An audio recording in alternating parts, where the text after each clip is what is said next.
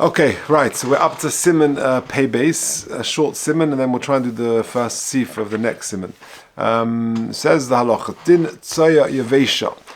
So we're working through the bathroom halachas. What if you need to say Krishma and in front of you there is Tzoya Yavesha, dried out Tzoya? Says the Mechaber, Tzoya Yavesha Kolkach, Tzoya which is so dried out, Shem Yizrukena, that if you throw it, Tisborech, it will crumble. Hari Huka Ofa is like dust. And therefore you're allowed to read Kenegda for who shelo yiyeh bo reach ra, so long as it hasn't got a bad smell. That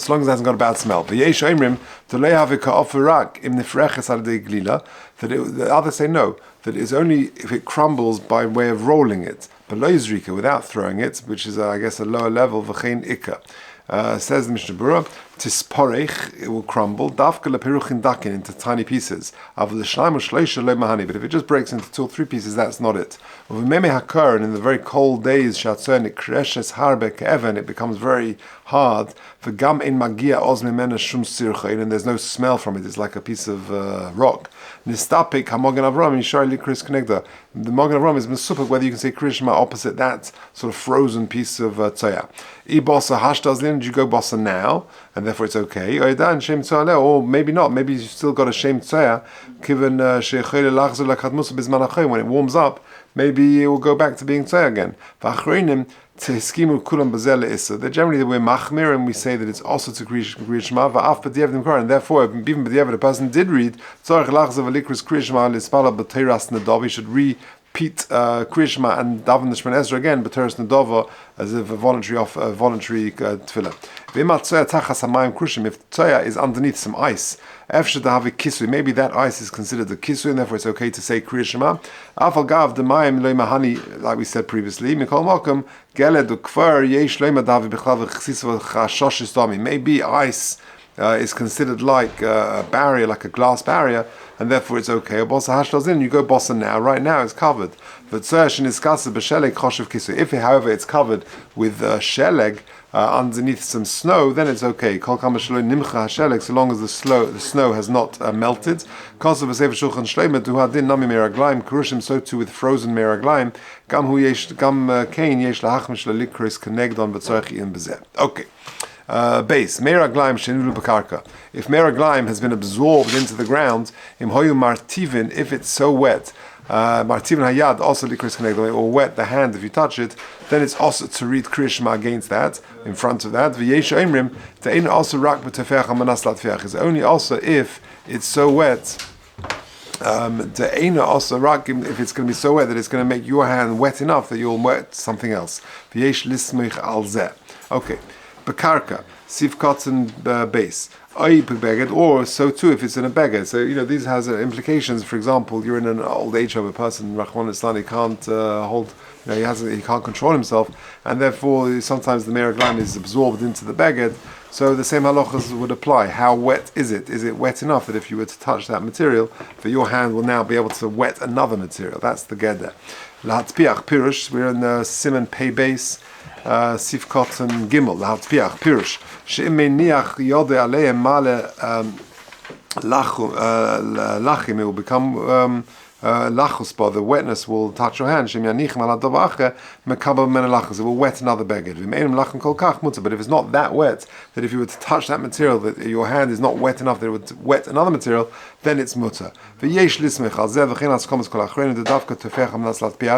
got to be so wet that your hands can now wet another beged. And then if it's that wet, then you need to distance yourself 4 amas from that meiraglaim, kamoit mitzayah, like with tzayah. Mikol mokum, kivin she'enim ba'ayin, since it's not ba'ain, it's not there standing on its own, rak she'beluin bekarka bebeged, but the meiraglaim is absorbed in the karka or in the beged, in the ground or in a cloth, the material. Ein tzorach lishbech aleim revius l'kulam. You don't need to pour a revius of water onto it to dilute it. Eladai she'yovi alein rak ma'at min ma'at. Just a little bit of water, that it's not going to become so saturated, so wet that the hand touches it, it will touch another beged. Okay, Ad Kan Siman Pei Beis, Pei Gimel. Dinei Beis HaKisei B'Kriyashma. Now we're going to talk about the din of a beis hakisei, not tzoya itself, but actually a toilet, a bathroom. Also, likris keneged beis hakisei yoshan. You're not allowed to say krishma, and it's not only krishma, it's tefillah and it's Torah. Opposite a beis hakisei yoshan, an old bathroom. Afilu pinu mimenu hatzoya, even if the tzoya has been removed from it. V'yeira'eh li. We're talking about a bathroom which has not got walls. Says in the Chava, if even though there is soya there, then you're okay because you've got mechitzas. You can stand right next to a bathroom and not be choshesh. So long as there's not a reach ra. Okay, says Mishnah Berurah Sif Katan Aleph. And that means lefanov kamali einov. So you got an old beis hakisei, which again there's no mechitzas. It's like an area designated in a field or something like that. Then you can't say krishma or learn or daven opposite, in so long as it's in your eyesight, or la'achrav, or if it's behind you, daladamas. V'im yesham reich ra, tzorich daladamas mimakom shekol harech. You got to move 4 amas from where the smell stops. Beis pinu mimenu, even if the tzoya has been removed from it. V'isura, says the Mishnah Berurah, min ha-Torah. Because it's a place where there is regularly tzoya, and therefore it's not machanecha kodesh, and you can't say krishma there. If you're not sure if it's an old or a new one, because sofik the rice lechumra. We're talking only about a place where there was no mechitzas, like behind a fence, or etc. Or pashat, even if they merely designate that place as a beis hakisei, if only later they designate it, but they've always been using it as such, then it's got a din of a beis hakisei.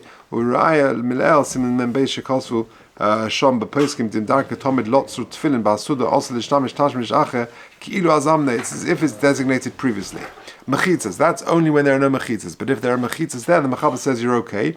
Near the Iri, but Megias La'aris, the mechitzas have got to go all the way to the ground. Or I'll call upon him, I'll pachas mishleisha tfachim, somach La'aris, love it. Or at least 3 tfachim to within the ground, because then you apply love that it's as if it's touching the ground. The Ilav Hochi also Ladas of Haigon, but otherwise it's going to be also Hamuv Beis Yosef Simon Peizayin Ein Shom.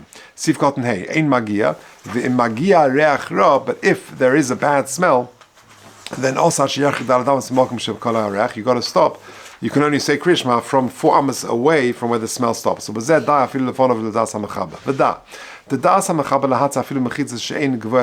mechaber allows you even for mechitzas which are not 10 amas, 10 tefachim high, kedis b'beis Yosef, but the achronim argue with regard to the height of 10. There are some achronim who hold like him, and they argue even with that. But time of this really, since these walls are miyuchad, they're designated for that. They're considered the graf shalrei. Now, just quickly, let's have a look at footnote 10, a very short one, but a very important one. What about nowadays? Yeah, let's say you want to daven out in the hallway, which is adjacent to a wall, which is a beis hakisei wall. Kosav hachazon ish shekiven she'afilu b'toichei ein vaday shedina kebeis hakisei mishum she'ein hatzor misakeves by. Nowadays, there's discussion. What is the status of our beis hakisei? On one hand, he says the tzoya doesn't stay there. Baruch Hashem, there's plumbing. So once there's tzoya there, it's flushed away. So therefore, there's a suffix whether even our beis hakisei has a status of a beis hakisei. Al-Kain says the Chaznish, mibachutz vaday she'ein hachmir. Outside the walls of such a beis hakisei, for sure you don't have to be machmir. Mishum she'ein tzona gas b'ksolim, because the tzoya is not touching the walls. V'hakar matzupa ke'ein zuchuchis, and the bowl, the toilet itself is covered. V'gam sha'ksolim hachitzonim mishamshim l'chol habayis, it serves the whole house anyway. So therefore, davening in a hallway next to the bathroom wall or whatever is not a problem, says the Chaznish nowadays. Okay, let's go back to the Mishnah Berurah. Let's just finish off this sif. V'chein midivrei hagra. Yeah, be'ore mashma gam kein shedai telahachme bezeh. V'chein b'prima godin b'derech Chaim u'shahar ba'achrein zmanenu kulam machmir bezeh osfir lehu the tzorich laharchim b'mechitzas daladamas lefonav kamali einov. That these walls which have got a status of a beis hakisei of old, then you've got to keep away from them in front of you, they shouldn't be in your eyesight even, and behind you daladamas. Even if the tzur has been removed, there's no smell. The very status of a beis hakisei yoshan is a problem.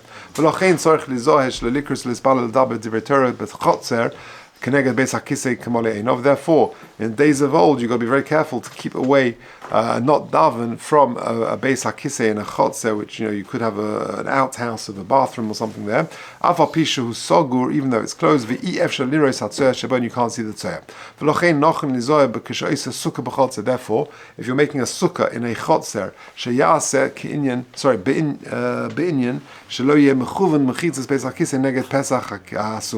you've got to be careful not to align the walls of the beis hakisei opposite the opening of a sukkah, because you're in the sukkah singing Zmir, saying Divrei Torah, learning, and opposite you've got a wall of an old beis hakisei.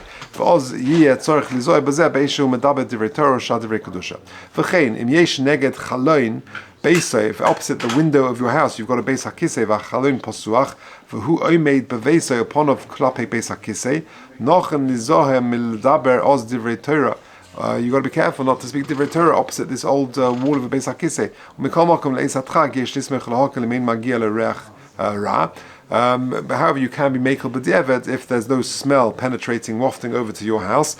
They are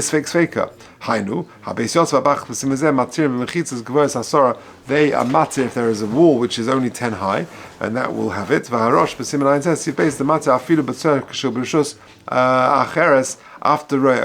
Okay, and if you close your eyes, in such a situation that will definitely help. That's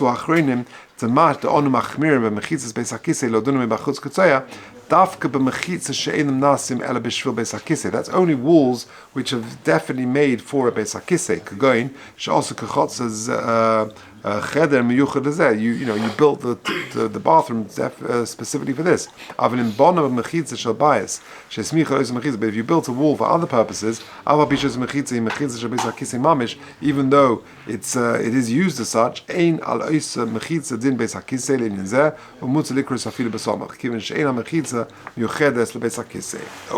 say that.